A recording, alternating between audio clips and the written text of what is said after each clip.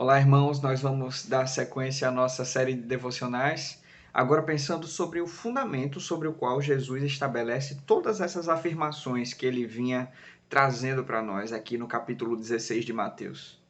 Jesus faz exigências muito profundas para os seus discípulos. Ele exige que os discípulos entreguem tudo de si, que os discípulos mortifiquem a si mesmos, que tomem a sua cruz e assumam o caráter dele, seguindo-o. É isso que ele fala no verso 24. Mas nos versos 25 e 26, ele ainda aprofunda isso e diz que tais decisões têm implicações não somente para este momento da vida dos indivíduos, mas por toda a eternidade. É uma decisão que vai ter implicações eternas, a decisão de responder afirmativamente ao chamado e à vida de Jesus ou não. Ele ainda nos acrescenta que um dia todos prestaremos conta das decisões que tomamos, do modo como investimos a nossa vida e de onde investimos a nossa vida, se na eternidade ou se nessas coisas passageiras. Pois bem, mas tudo isso está fundamentado naquilo que ele vai afirmar no verso 28. Tudo isso está lastreado ali, porque ali Jesus diz que os discípulos podem ter certeza, a confirmação certa da realidade que ele está dizendo. Ele, então, aqui coloca no verso 28 o embasamento, ou seja, a prova de que suas afirmações são verdadeiras e sua palavra é confiável. Ele diz, em verdade vos digo, que alguns dos que aqui estão não passarão pela morte até que vejam vir o Filho do Homem no seu reino. Os discípulos iriam testemunhar algo que lhes daria a certeza de que as afirmativas de Jesus eram verdadeiras. Alguns intérpretes têm compreendido que isso que os discípulos iriam testemunhar foi o evento da transfiguração, que em todos os três evangelhos sinóticos aparece logo após esta passagem que nós encontramos aqui em Mateus, os paralelos, melhor dizendo. Entretanto, aparentemente, aquilo que a transfiguração simboliza que está aqui em jogo. A transfiguração é só um prelúdio, um prenúncio de algo muito mais profundo. Daquilo que Deus estaria realizando em Cristo e daquilo que Deus estaria atestando em Cristo em sua ressurreição.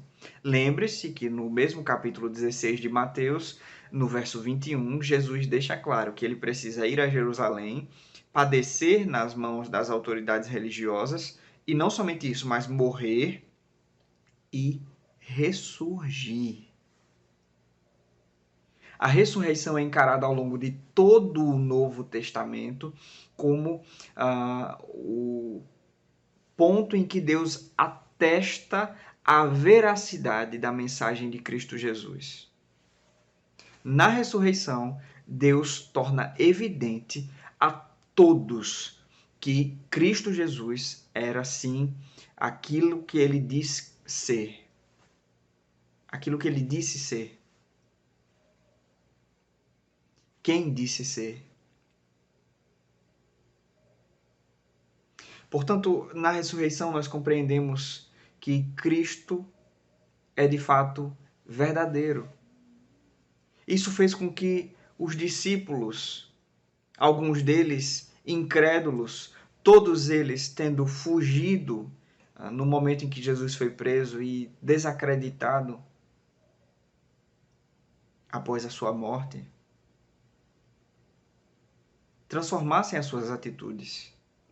O Pedro que negou diante do Cristo ressurreto é agora o Pedro confessante que está disposto a entregar a própria vida. O Tomé, incrédulo, diante do Cristo ressurreto, confessa: Senhor meu e Deus meu.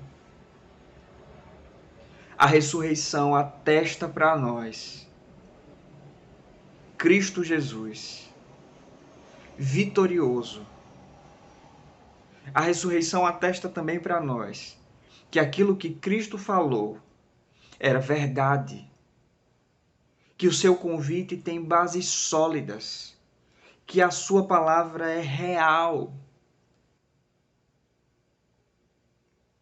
E o testemunho acerca dessa ressurreição está aqui registrado para nós nas Escrituras.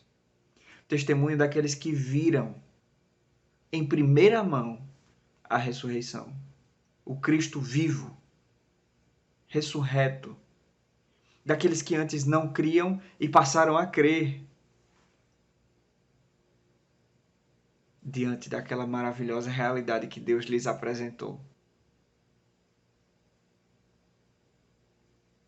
Temos aqui, portanto, no testemunho dado por Cristo Jesus, bases sólidas para crer que a sua palavra é verdadeira e que, de fato, a mensagem que ele está nos trazendo, o convite que está nos fazendo, é exatamente isso que ele diz ser: decisivo para o nosso destino eterno. Vamos orar? Senhor, nos ajuda a responder positivamente a esse chamado tão importante que foi atestado por Ti ao ressuscitar Jesus dentre os mortos. Muito obrigado, Senhor Deus, porque nesse momento nós temos a certeza de que o Salvador de fato já veio, de que a sua mensagem é verdadeira, de que em Cristo, Senhor Deus, encontramos reconciliação contigo. Assim, Senhor Deus, agradecemos por aquilo que o Senhor realizou por nós e pedimos, dá-nos fé, dá-nos convicção, Senhor Deus, para perceber essa realidade e para acolhê-la em nossos corações, percebendo assim e guardando em nosso coração a certeza pelas provas que o Senhor já deu de que a mensagem de Cristo é de fato verdadeira. Muito obrigado, Senhor Deus, por isso. Em nome de Jesus te oramos a Ti. Amém.